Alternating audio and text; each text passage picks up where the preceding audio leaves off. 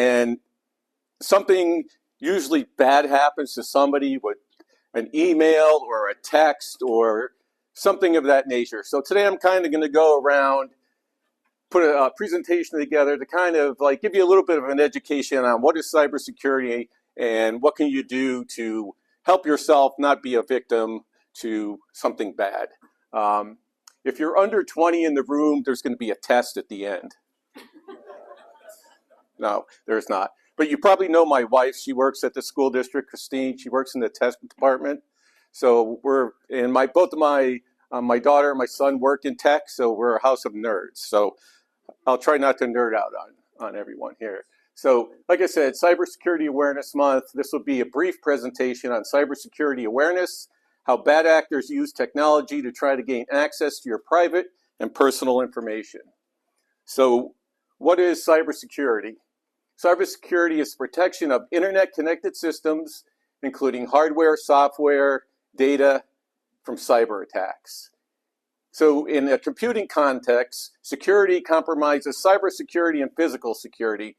Both are used by enterprises to protect against unauthorized access to data centers and other computerized systems. So what that means is it's not only your personal thing. A lot of us log in to somewhere doing something in the cloud, and it's how the other people protect their systems, not only online, but physical access to those systems.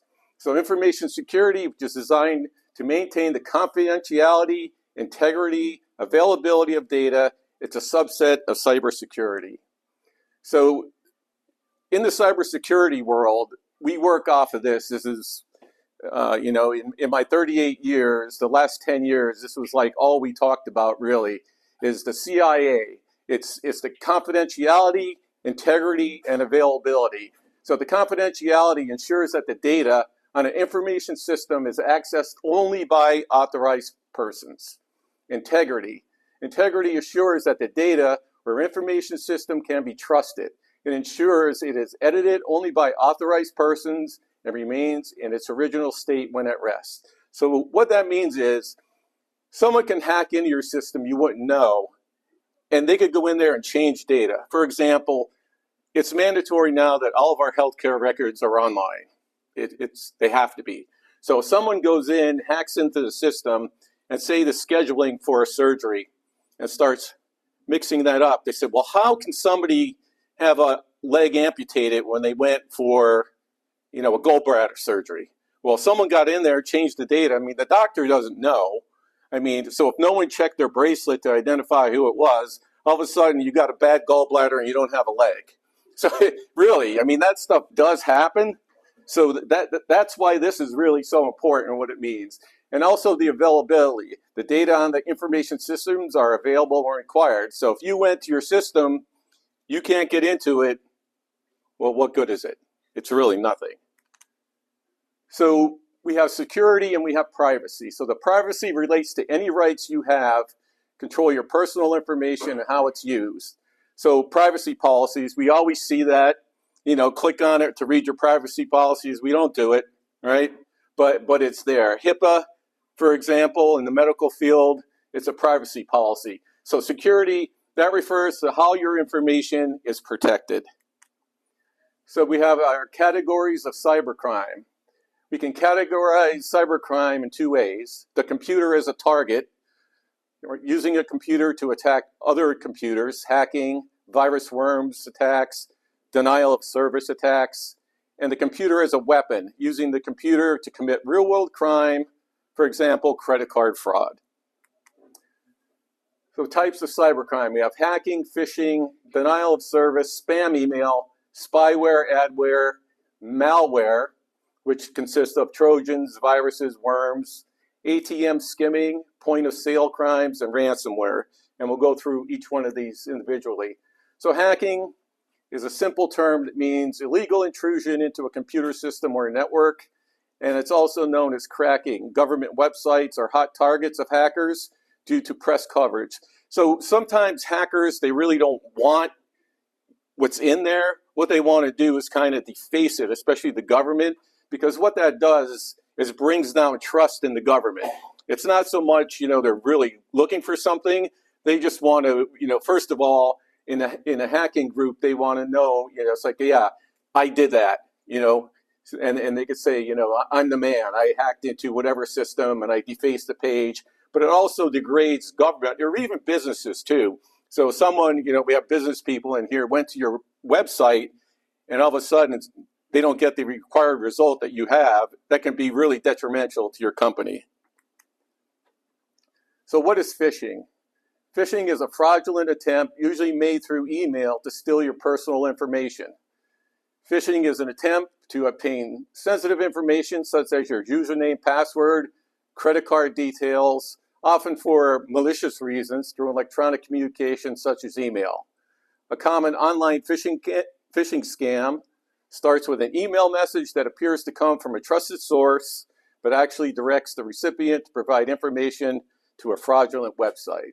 You hear a lot about phishing. That's pretty much how most of the online scamming works anymore. They don't really spend time hacking into your system. It's easier just to send emails out and go for a phishing campaign.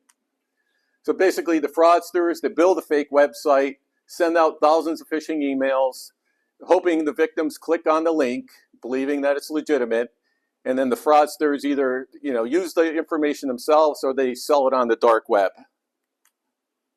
So you probably heard a lot about this too, denial of. So here's what it actually happens. It's an act by the criminals who flood the bandwidth of the victim's network. So somebody's trying to get to their website, they can't because it's so busy, and they just flood that website in many ways, which I'll show you here. So in the denial of service attack, a hacker uses a single internet connected either to exploit the software vulnerability that's known on that system, or actually just flood the target with a fake request, usually in an attempt to exhaust the server's resources. On the other hand, you have a DDoS, where attacks are launched from multiple connected devices that are distributed across the internet. So denial of service, it's a single host, and the DDoS is when multiple hosts attack simultaneously and consistently. So basically, it's like this. You have the attacker up the top. They've hacked into many systems, and also those systems hack into more systems. So they all at once, you have tens of thousands of computers going to that same website. So basically flooding that website so no one else can get to it. Spam email, we all get these. Yeah, it's the electronic version of junk mail. It involves sending unwanted messages, often unsolicited advertising, to a large number of recipients. Spam is a serious security concern as it can be used to deliver Trojan horses, viruses, worms, spyware, and target phishing attacks. So basically, the internet is set up in a lot of, if you have Comcast or other things, there's a lot of filters built in to the process to try to get rid of most of it, but you can't get rid of all of it, and we all get them. Malware, and this is a big one too. It's malicious software. It's a virus, a worm, or a Trojan, which specifically designed to disrupt, damage computer systems or mobile devices. Hackers use malware for any number of reasons, such as extracting personal information, passwords, stealing money, or preventing owners from accessing their device. Viruses are programs that attach themselves to a computer or file, circulate themselves to other files or other computers on a network. They usually affect the data on a computer, mobile device by altering it or deleting it. There's also worms. Unlike viruses, they do not need the host to attach themselves.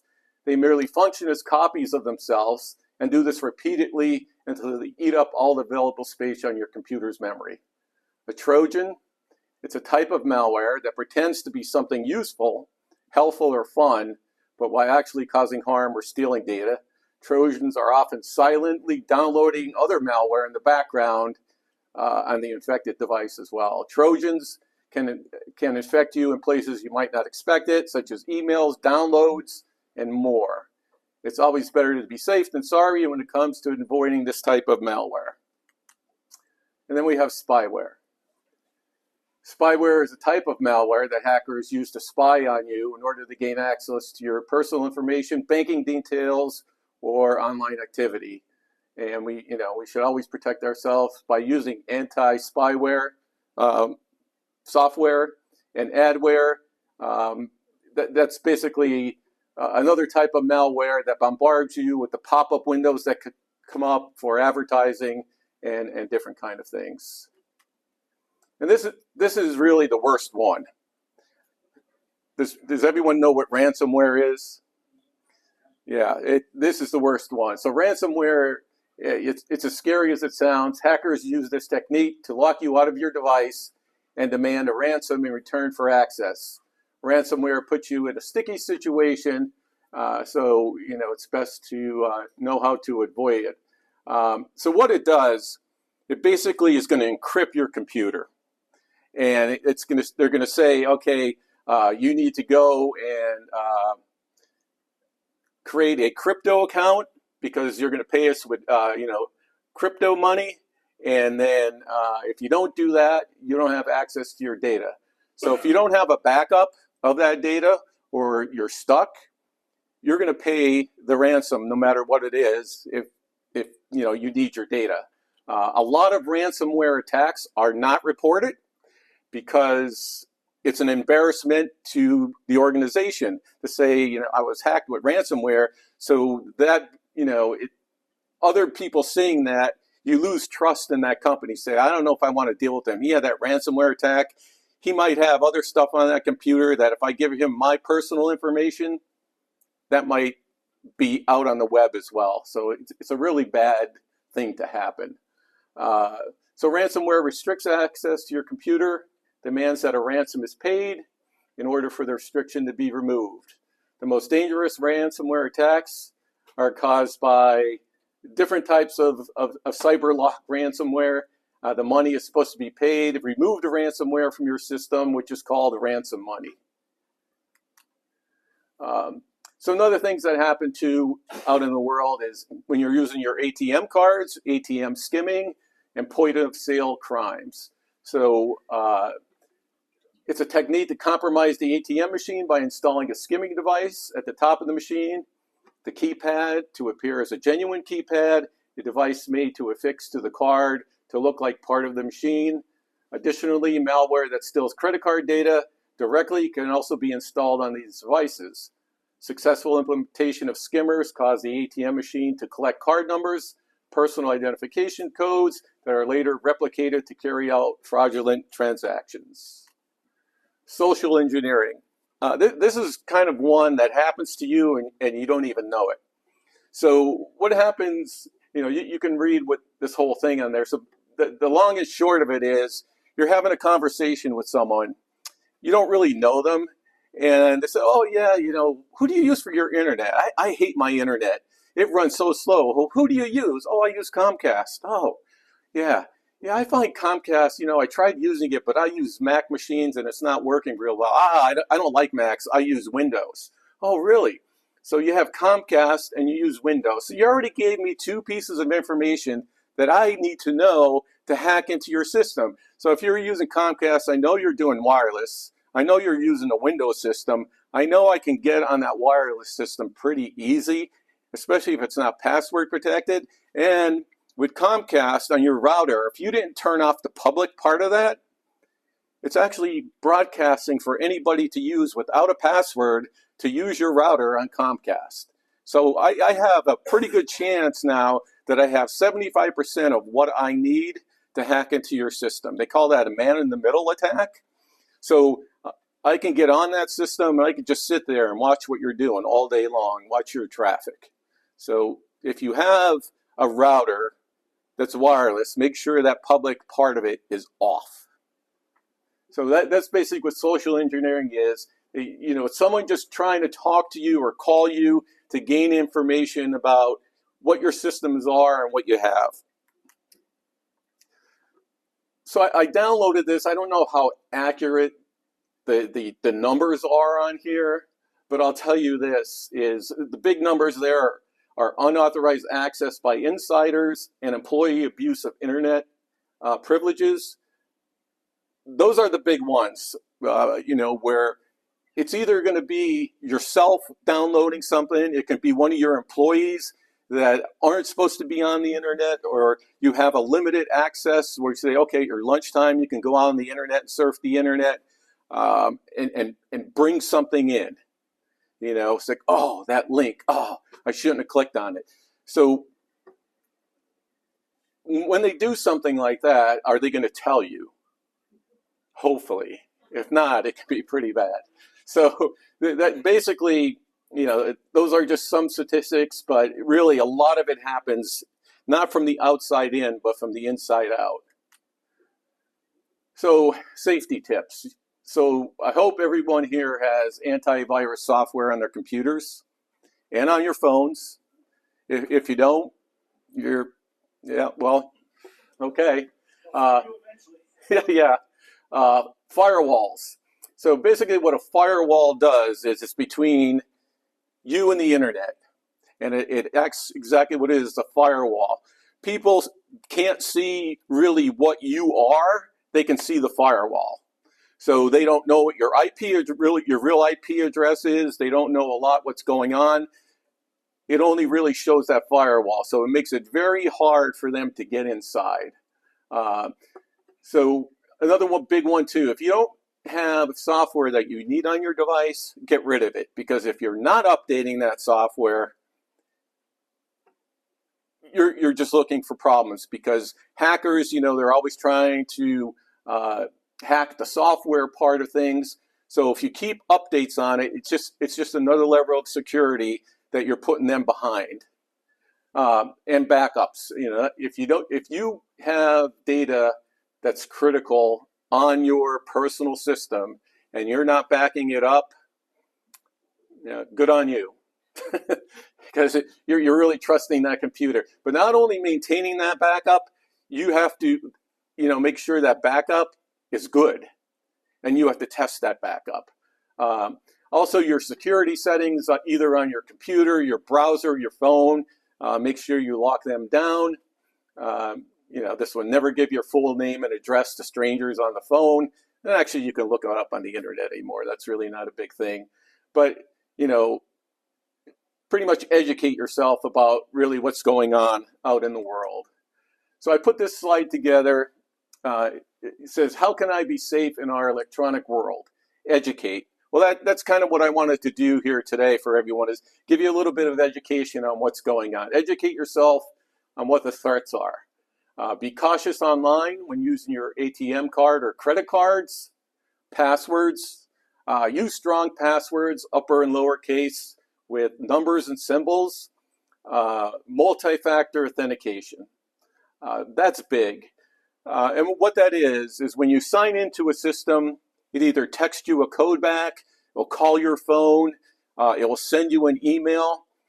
Who's heard of zero trust? That's a big thing in the computer world. Zero trust is, how do I know who you are just by a username and password? I don't. So multi-factor authentication, it's another layer. Say, okay, this is how I can identify you if I send it to your personal email, your personal phone.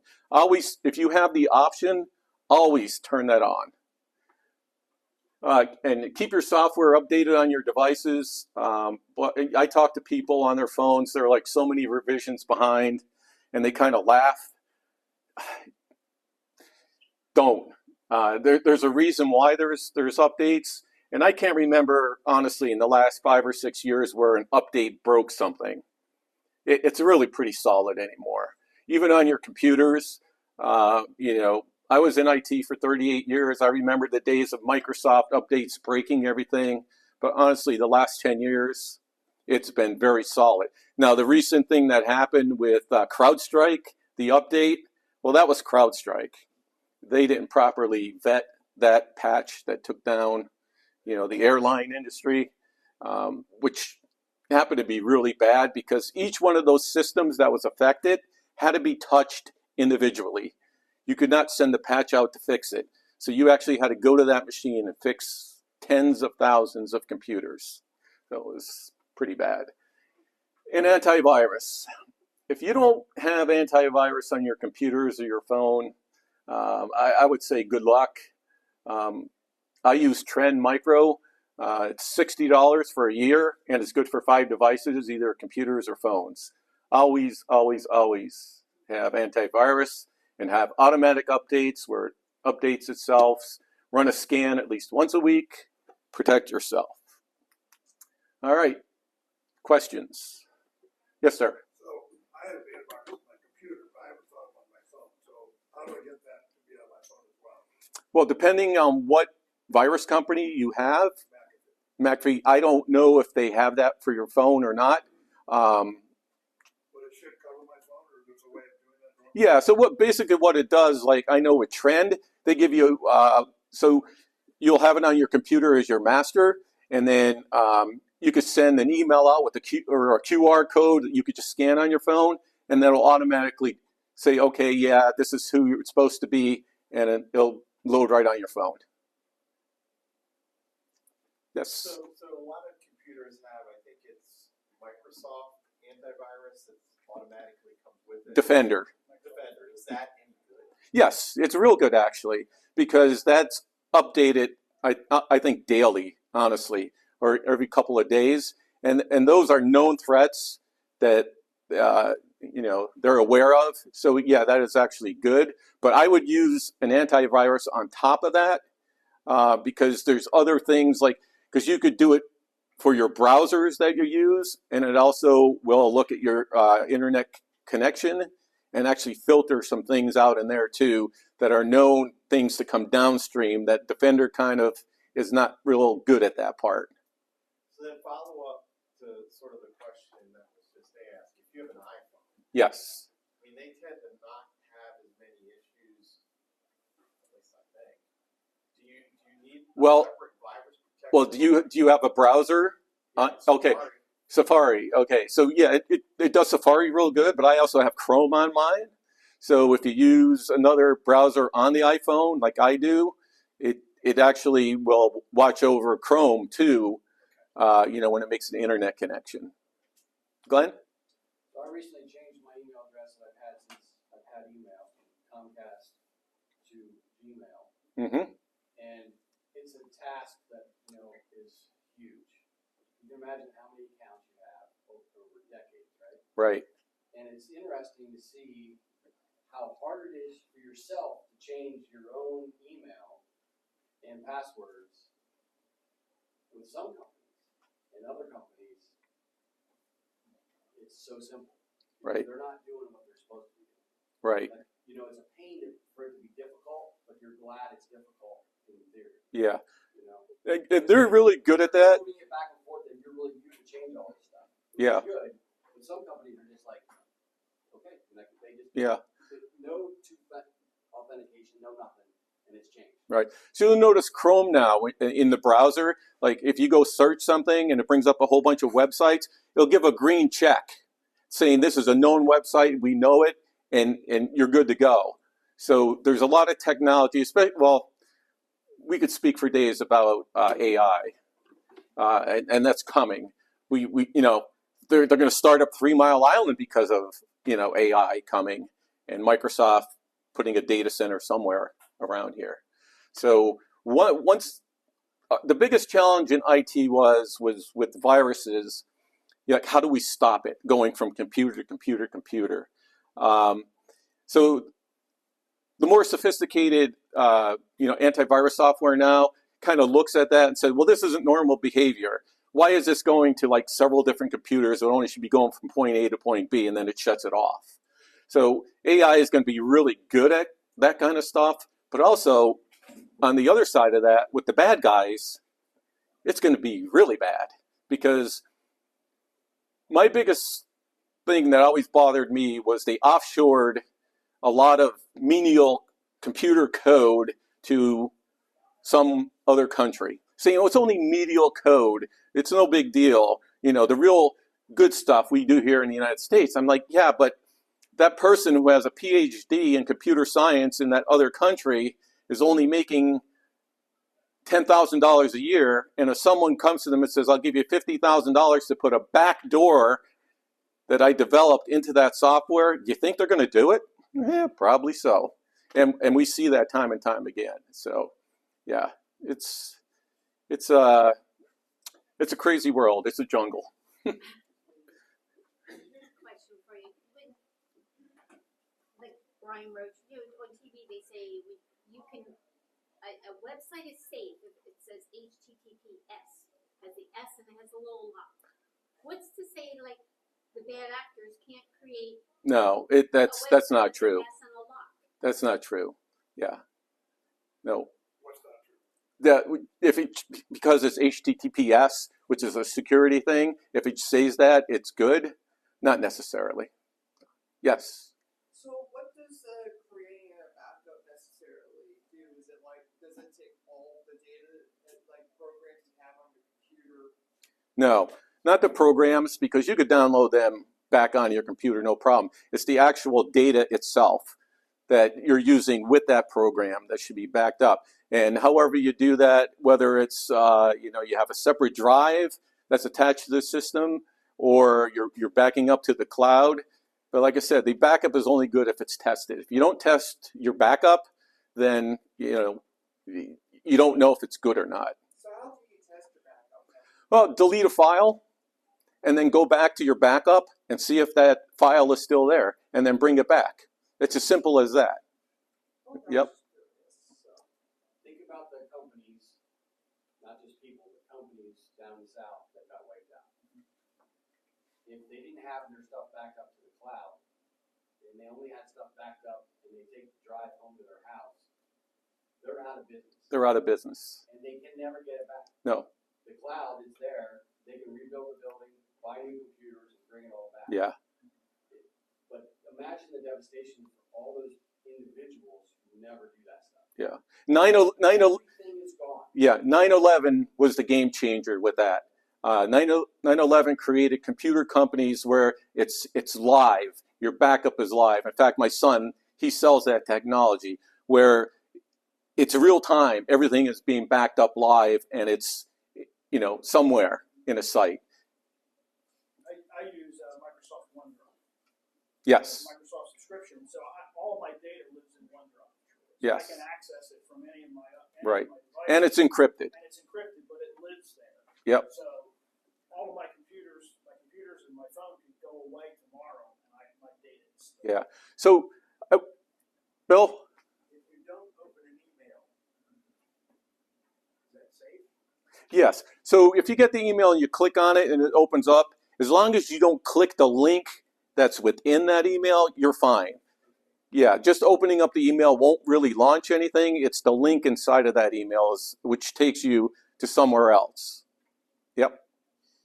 So my bank asked me a second question. It doesn't send a thing to my phone for a multi-factor. Is that as valid as when they send you the link to your phone?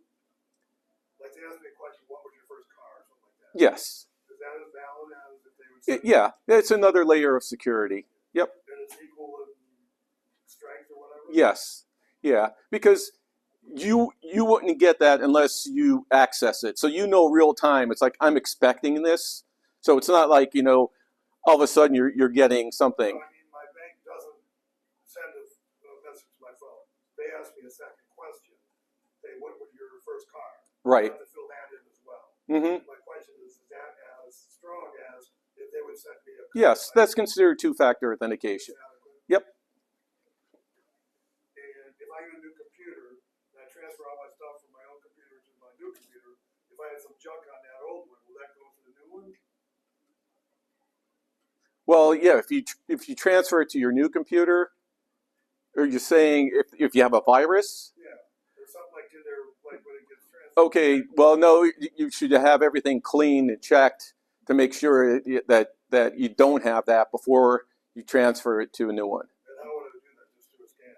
Hire somebody. Oh, yeah. Spend money. Yeah, you could do a scan if you're comfortable doing that, or hire an IT professional.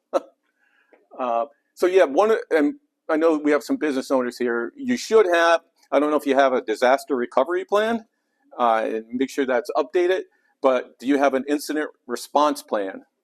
That's big too, because if you have people in your organization, if you're not there, you're overseas somewhere on vacation, something happens, it's like, what do we do? Like, who do we call? What do we do? Oh, we're in trouble. So you could save your business by having that incident response plan. Yes. And the same thing applies there. You can have a disaster recovery plan, the greatest one in the world, but if you never test it, Yep. it's worthless. It's worthless. Yep. It's just a plan. Yep. All right. Anyone else? All right. Hope this helps.